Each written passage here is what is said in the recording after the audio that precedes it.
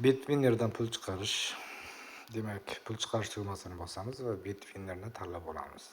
Endi bot ko'rsatayotgan manzil bo'yicha biz ariza yaratishimiz kerak. Uning uchun Bitwinner'ga kiramiz va ariza yaratamiz. Demak,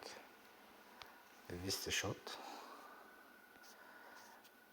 Bitwinner'ning arizasini belgilaymiz va summani chiqarmoqchi bo'lgan summamizni kirgizamiz. Qashqadaryoni belgilaymiz va nishon 24 manzilini belgilaymiz.